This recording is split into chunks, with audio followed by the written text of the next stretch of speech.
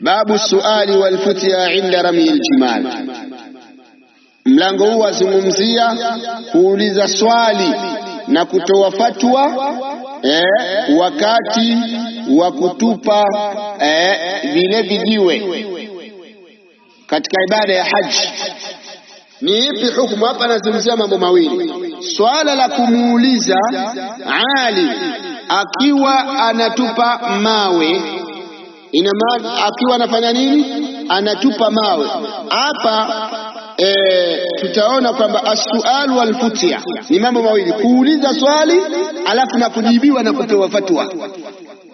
Maana yake hapa ni ipi hukumu ya kumuuliza shekhe au kumuuliza mwanachuoni swali hali ya kuwa anashughulishwa na ibada nyingine, alafu ni ipi hukumu ya yeye kutoa fatwa wakati yuko kwenye ibada nyingine.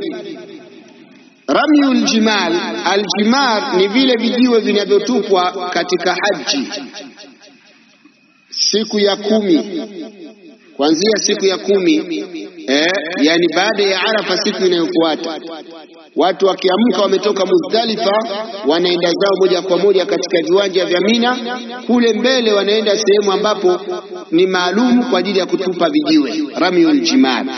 Siku ya kwanza wanatupa kimoja, siku ya pili wanatupa vitatu, mpaka siku ya 3. Na vimepangwa kama hizo nguzo. Kwa hiyo wanaenda watu wanatupa vile vijiwe. Kwa hiyo mtu anashughulishwa na hiyo ibada ya kutupa, na mnajua inapokuwa kuna msongamano, anashughulika na kutupa. Na Mtume SAW alikuwa anashughulika na kutupa, yuko kwenye ibada hiyo. Anakuja mtu anafanya nini? Anauliza swali. Anasema Imam al-Bukhari rahimahullahu ta'ala,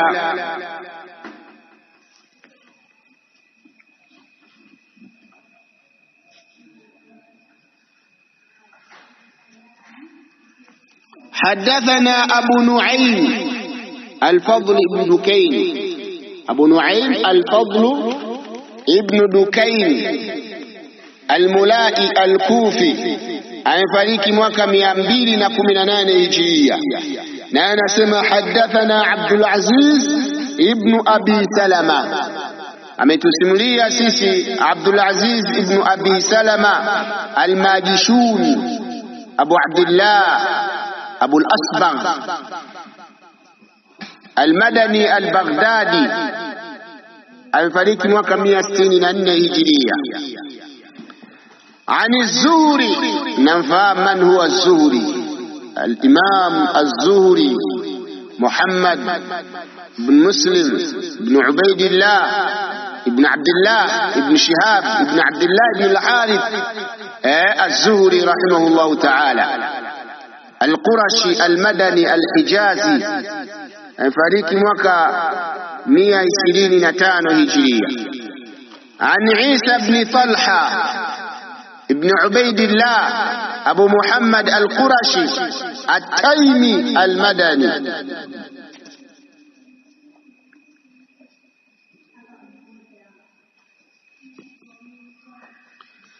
عن عبد الله بن عمرو، كتوك عبد الله بن عمرو بن العاص رضي الله عنهما،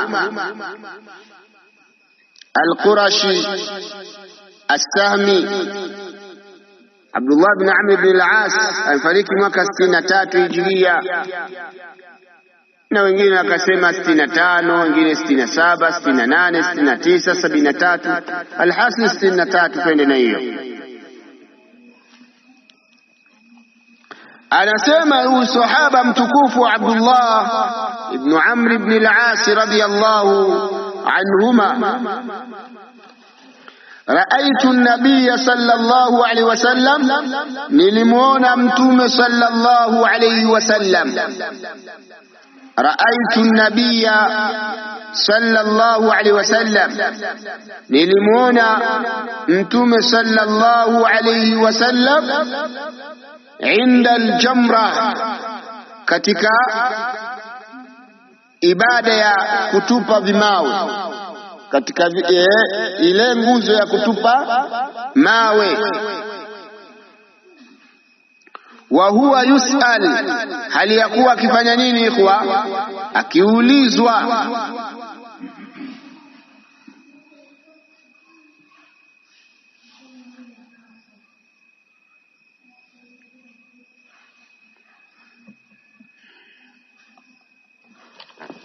Alikuwa anashughulika na ibada ya ramyu aljamarat, ya kutupa mawe. Lakini hapo hapo watu wanauliza nini? Maswali. Wa huwa yus'al, na hali ya kuwa anaulizwa, anaendelea na ibada hiyo, kwa sababu ibada ya aljamra ni ramyu aljamra, ni ya kutupa yale mawe, ramyu aljamarat anatupa. Lakini hapo hapo anafanyaje? Anaulizwa maswali. Faqala rajulun, mmoja katika waulizaji akasema, ya Rasulullah, ewe mtume wa Allah, nahartu qabla an armiya, mimi nimechinja kabla ya kutupa mawe. Nimechinja kabla ya kutupa nini? Mawe. Kwa sababu miongoni katika ibada zinazofanyika siku hiyo ya 10 ni kuchinja na kutupa mawe. Simenielewa? Kuchinja, mahujaji wanachinja siku hiyo. Fahimu tumekwa? Vile vile wanatupa hayo mawe. Na haina wengine wanachukulia tu wanaenda kutupa mawe, ukirusha yale mawe unapiga sheitani. Simenielewa? Sio maana hii. Hiyo natupa kwa sababu imekuja hivyo, watu watupe yale mawe. So kama unaenda kupiga sheitani, ndio maana mtu mwingine anatupa mawe yanaisha, anavua kiatu anatupa pia. Na matusi juu. Sababu mtu amemfungia shetani, amemfungashia mawe. Na ndio maana Mtume sallallahu alisema, bimithli hadha farnu wala taghlu, aliokota kijiwe kidogo cha size akasema, mfano wa hiki tumieni kutupa, wala msitupe mipaka. Kijiwe kidogo.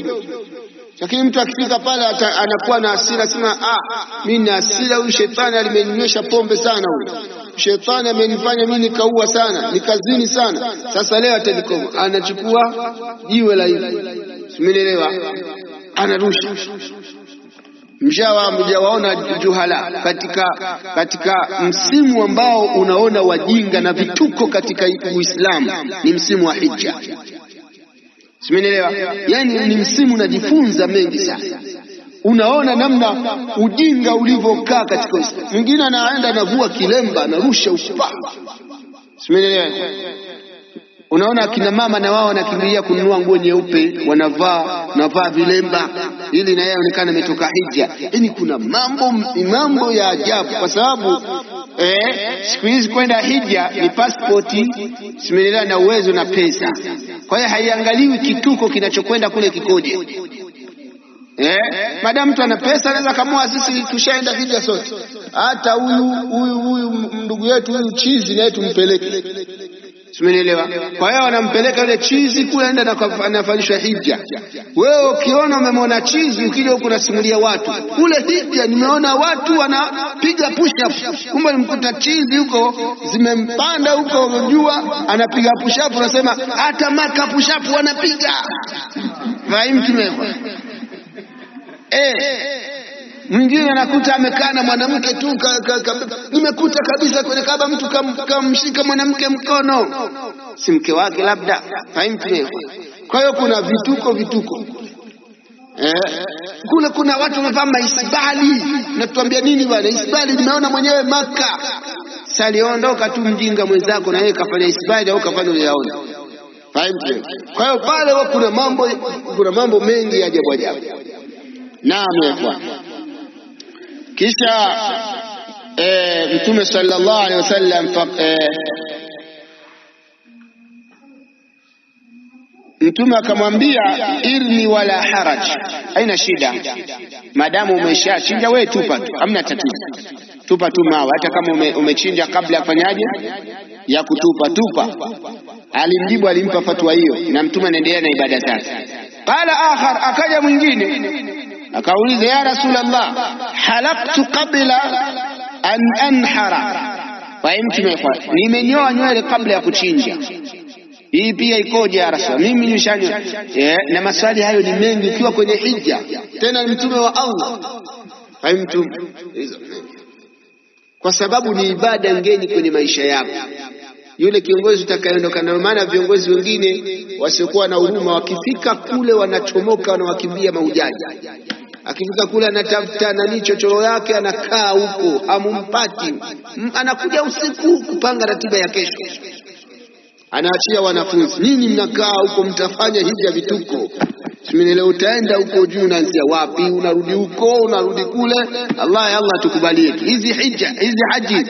Kuna watu wanaenda wanarudi, hakuna hija waliofanya. Fahimu? Na watu wanaopeleka watu mahujaji wamche Allah tabaraka taala, wao wanachokilenga ni hela tu. Umeelewa? Yeye akishakufikisha, bali mimi nimeshuhudia watu wanapeleka mahujaji wao hawaswali, yuko zake tu hotelini. Umeelewa? Wala ayoni atakuja kumuona kwenye hija na penyewe atavaa, kwa sababu anapeleka mahujaji. Yani ile ibada yeye alimshughulisha, yana amekuja kibiashara zaidi. Fahimu? Wako watu hivyo, wala hajali mmehiji amjafanya hija, wala ni akamwambia bwana wewe mtu mzima pita hapa nenda huko tafanya hija, watu wengi wako mchana huko. Fahimu? Ndio kafanya hija. Kwa hiyo nakuta ukiwa hauna mtu ya ikhwani, ibada ya hija haiangalii cha kusoma, kwamba wewe umesoma unaweza, yani unajua ogopa mahali ambapo mazingira ni mageni. Hata kama wewe ulikuwa ni shekhi, ifika kule Nuruddin Kishki alipeleka watu kule, watu wanatuambia akawaunui, yani akawafanyia watu talbia, akawahirimisha mahali ambapo sipo. Umeelewa? Yeye katoka huku shekhe ya ifanye vile, ni vitu tu vya uzoefu. Unaweza ukakuta mtu kule si shekhe anakuongoza, wala si aibu. Uthman Mali mkaenda watu kawazungusha, wamechoka, amepeleka kwenye ziara ambazo sizo, kapeleka huku kapeleka kule, maziara ambayo hayapo. Wengine wanasema ukhurafi wao, lakini mmoja katika wanachuoni aliandika kitabu kuhusu haji. Fahimu? Kaandika kitabu kuhusu hija na akazungumza, na kitabu hicho watu wakana kitumia katika misimu ya hija. Siku alipoenda kuhiji, anaingia msikitini, anauliza mlinzi, ambia vipi hivi, natakiwa nianze kuswali raka mbili au nikazunguke Kaaba kwanza? Ambia wewe uko wapi? Mwanachuoni fulani ameandika kitabu mambo haya, kama unaingia msikitini ukusudii kufanya chochote na ukawa na swala kambili, au akamwelezea masala, soma hicho kitabu. Kumbe ana mwenye kitabu ndo yeye anayeuliza. Fahimu? Yeye ndo yeye. Ibn Hazmi na hivyo hivyo. Fahimu? Kwa sababu alikuwa hajawahi kuhiji, aliyofika kule badala ya kupiga ukitoka Swafa ukaenda Marwa, ukienda inahesabika mara moja, ukirudi inahesabika mara ngapi? Mbili. Kwa hiyo unatakiwa zunguke mara 7. Unatoka Swafa unaenda Marwa ni moja hiyo, ukitoka Marwa ukarudi Swafa ni ngapi? Sasa yeye Ibn Hazm anasema alifanya kutoka Swafa kwenda Marwa na kurudi Marwa kurudi Swafa ni nini? Ni moja. Mwanachuoni. Kwa hiyo ni masala ambayo ni mazingira ambayo kama hujawahi kufanya. Tufundisha zaka, lakini kama hujawahi kushika hiyo ile ya zaka, unajua zaka unatoa ngapi? Unaweza ukawa unafundisha ukashika siku, ukishika ile hiyo ya zaka unaila wala hujui, kama hujui kama ushafikisha zaka, kwa sababu ni mambo hujayazoea. Fahimu? Mtume sallallahu alaihi wasallam akamjibu akasema, inhar wala haraj, chinja wala hakuna tatizo. Fama suila an shay'in quddima wala ukhira illa qal if'al wala haraj, hakuulizwa kunako jambo lolote limetangulizwa au limecheleweshwa, isipokuwa alikuwa anajibu fanya wala hamna tatizo. Faida ya hizi hadithi ikhwa, tunapata faida kwamba miongoni mwa njia za kutafuta ilmu ni kuuliza maswali. Kuuliza nini? Angalia masahaba walikuwa wanatumia fursa ya kuuliza maswali. Walikuwa kutumia fursa ya kuuliza nini? Maswali, wala waone aibu kwenye hili. Tutakuja kuona aibu katika kutafuta ilmu.